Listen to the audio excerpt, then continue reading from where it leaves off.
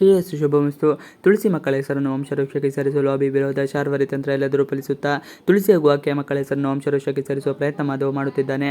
ಶಾರ್ವರಿ ಮಾತ್ರ ಯಾವುದೇ ಕಾರಣಕ್ಕೂ ತುಳಸಿ ಹೆಸರು ಮಾತ್ರ ವಂಶವೃಕ್ಷದಲ್ಲಿ ನೋಂದಾಯಿಸಬಾರದು ಎಂದು ತಂತ್ರ ಮಾಡುತ್ತಿದ್ದಾಳೆ. ಯಾಕೆಂದರೆ ಅದಕ್ಕೆ ಸಾಮರ್ಥ್ಯ ಹಾಗೂ ಸಂಧ್ಯಾ ಕೂಡ ಹಕ್ಕುದಾರರಾಗಿರುತ್ತಾರೆ. ಆದ ಕಾರಣ ತುಳಸಿ ಹೆಸರು ನಮ್ಮ ವಂಶದ ವೃಕ್ಷದಲ್ಲಿ ಬರುವುದು ಬೇಡ ಎಂದು ಶಾರ್ವರಿ ಗಂಡ ಮಹೇಶನ ತಲೆ ಕೆಡಿಸಿ ಬಿಡುತ್ತಾಳೆ.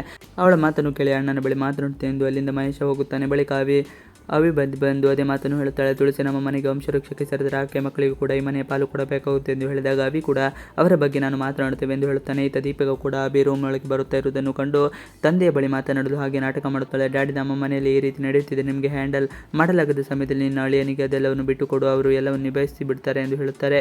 ಇದನ್ನೆಲ್ಲ ಕೇಳಿದ ಅಭಿ ಮೆತ್ತಗೆ ಹೇಳುತ್ತಾನೆ. ಏನಾಯಿತು ದೀಪಿಕಾ, ಯಾಕೆ ಹೀಗೆಲ್ಲ ಮಾತಾಡ್ತಾ ಇದ್ದೀ ಎಂದು ಪ್ರಶ್ನೆ ಮೇಲೆ ಪ್ರಶ್ನೆ ಮಾಡುತ್ತಾನೆ.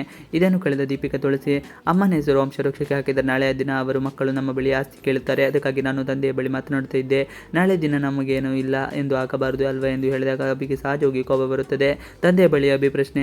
ಹಾಗೆಯೇ ಸಮರ್ಥ ಹಾಗೂ ಸಂಧ್ಯಾ ವಿರುದ್ಧ ಕಿಡಿಕಾರುತ್ತಾ ಇರುತ್ತಾರೆ. ಹೇಗಾದರೂ ಮಾಡಿ ತುಳಸಿ ಅವರನ್ನು ವಂಶವೃಕ್ಷಕ್ಕೆ ಹೆಸರು ನೋಂದಾಯಿಸಲು ಬಿಡಬಾರದು ಎಂದು ಯೋಚನೆ ಮಾಡುತ್ತಾ ಇರುತ್ತಾರೆ. ಇನ್ನು ಅಭಿ ಹಾಗೂ ಅಭಿ ತಂದೆಯ ಬಳಿ ಮಾತನಾಡಲು ಬರುತ್ತಾರೆ. ಅವರಿಬ್ಬರನ್ನು ಮಾಡಿದ ಮಾಧವ್ ಹೇಳುತ್ತಾನೆ, ಬನ್ನಿ ಮಕ್ಕಳೇ ಕುಳಿತುಕೊಳ್ಳಿ ಎಂದು ಅವರಿಬ್ಬರನ್ನು ಕುಳಿಸಿಕೊಂಡು ಬಳಿಕ ಮಾಧವ್ ಏನು ವಿಚಾರ ಎಂದು ಕೇಳುತ್ತಾನೆ. ಅಭಿ ಮಾತಿಗೆ ಸಮಾಧಾನದ ಮಾಧವ.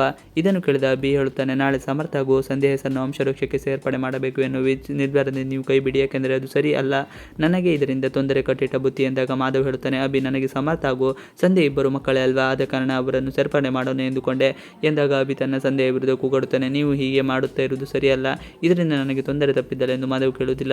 ಭಾವನ ಬಳಿ ಬೇಡಿಕೆ ಇಟ್ಟ ಶಾರ್ವರಿ. ಕೊನೆಗೆ ಶಾರ್ವರಿ ಹಾಗೂ ಮಹೇಶ ಕೂಡ ಅದೇ ಮಾತನ್ನು ಹೇಳುತ್ತಾರೆ. ಮಕ್ಕಳನ್ನು ಹೇಳಿಸುವುದರಲ್ಲಿ ನ್ಯಾಯ ಇದೆ, ಅವರಿಬ್ಬರು ಸೇರ್ಪಡೆಗೊಳಿಸಿದರೆ ಮತ್ತೆ ಭಿನ್ನಾಭಿಪ್ರಾಯ ಹೆಚ್ಚಾಗಬಹುದು, ಅವರನ್ನು ಸೇರಿಸುವುದು ಬೇಡ ಎಂದು ಹೇಳಿದಾಗ ಮಹೇಶ ಕೂಡ ಅದೇ ಮಾತನ್ನು ಹೇಳುತ್ತಾನೆ. ಇವಿಷ್ಟು ಇವತ್ತಿನ ವಿಡಿಯೋ. ಈ ವಿಡಿಯೋ ಇಷ್ಟ ಆದರೆ please like, share and subscribe ಮಾಡಿ. Thanks for watching video.